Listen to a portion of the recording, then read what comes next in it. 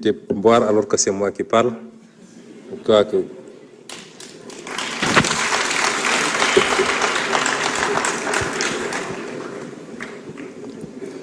Les abris provisoires seront totalement éliminés d'ici 2029.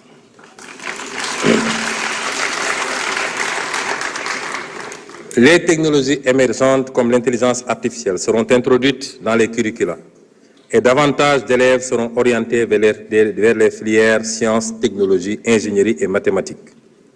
Le multilinguisme sera promu, d'une part grâce à la généralisation de l'enseignement de l'anglais à l'élémentaire et d'autre part par l'utilisation des langues nationales dans le système éducatif et de formation pour que tous nos enfants sachent lire et écrire dans au moins une langue nationale.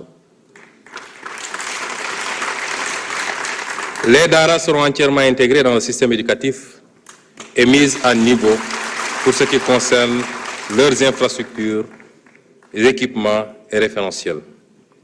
La formation en alternance sera fortement développée, garantissant à de nombreux jeunes un apprentissage pratique et une transition rapide vers l'emploi.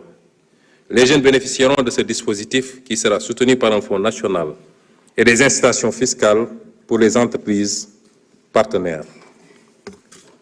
Des systèmes de certification par crédit transférable seront instaurés.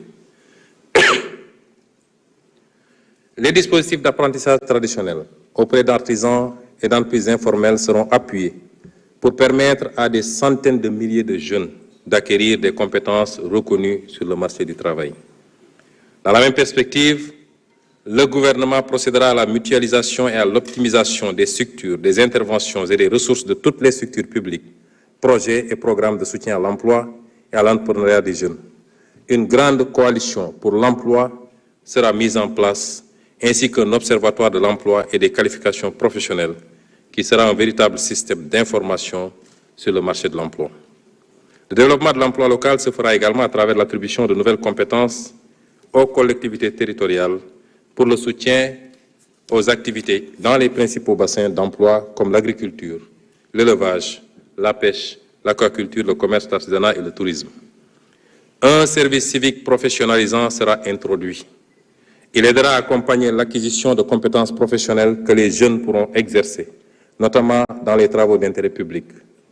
Concernant l'enseignement supérieur, la finalisation des chantiers de toutes les universités et établissements d'enseignement supérieur public, notamment Hassan Sek de Ziguinchor, Sine Saloum, El Hadj Ibrahima Niass, Amadou Makhtar Mbow, Gaston Berger de Saint-Louis et Ibader Thiam, permettra de répondre aux besoins croissants des étudiants et de stimuler la recherche appliquée.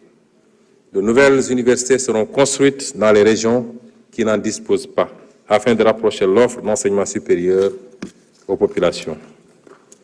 Un rééquilibrage sera effectué pour orienter un plus grand nombre de bacheliers vers les filières scientifiques et techniques. Les filières de formation professionnelle supérieure seront développées dans tous les départements du pays qui bénéficieront tous d'un institut supérieur d'enseignement professionnel, ISEP, en alignant le référentiel de formation sur les besoins en compétences des pôles. Une politique de développement des stages pour tous les étudiants sera mise en œuvre. Pour garantir la soutenabilité financière de ce vaste chantier, un nouveau modèle économique éducatif sera mis en place reposant sur le partenariat public-privé, des financements basés sur la performance et l'autonomisation financière des établissements. Les bourses d'études incluront une composante de stage professionnel, tandis que les établissements seront encadrés et encouragés à générer des revenus à travers la valorisation de leurs expertises et la recherche appliquée. Un dialogue permanent et constructif avec les partenaires sociaux du système d'éducation et de formation permettra de bâtir un pacte de stabilité au sein de l'espace scolaire et universitaire. Dans le domaine de la santé, nous devons continuer d'offrir des soins de qualité accessibles à toutes les couches de la population avec des professionnels motivés. Nous insisterons sur l'amélioration de la gouvernance avec un accent particulier sur les ressources humaines, le financement, l'organisation et la gestion. À travers une approche multisectorielle, l'État renforcera la mise en œuvre de la stratégie de la santé dans toutes les politiques pour agir sur tous les déterminants de la santé.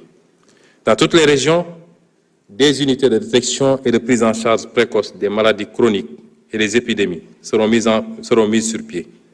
De même que des services d'accueil, d'information et d'orientation fonctionnelle avec du personnel bien formé et qualifié. Les services d'accueil des urgences seront élargis et modernisés avec du personnel mieux motivé. Des financements innovants seront recherchés, y compris par le biais de la promotion de la culture de l'épargne pour la santé et la portabilité de l'assurance maladie. La digitalisation intégrale de la santé se fera à travers le déploiement des plateformes numériques et systèmes d'information digitalisés. Le tout dans un cadre respectant les principes éthiques et garantissant les droits des acteurs. Le dossier patient informatisé, déjà disponible, sera mis à l'échelle au fur et à mesure avec une approche régionale. Le projet d'industrialisation pharmaceutique sera mené avec soin, aussi bien pour les médicaments que pour la production de vaccins, avec l'appui des partenaires au développement et le secteur privé local. La pharmacopée et la médecine traditionnelle ne seront pas en reste, elles seront mieux encadrées dans le cadre de la mise en fonctionnalité optimale de l'Agence sénégalaise de réglementation pharmaceutique et de la Société sénégalaise de la pharmacie nationale et d'approvisionnement. La pratique du sport participe à la santé. On a tendance à parler de sport qu'en termes de compétition. Chers députés, je vous invite à beaucoup pratiquer le sport. C'est pourquoi nous développerons des infrastructures sportives de proximité dans les communes du pays, en partenariat avec les collectivités territoriales pour favoriser la pratique sportive de masse par la population.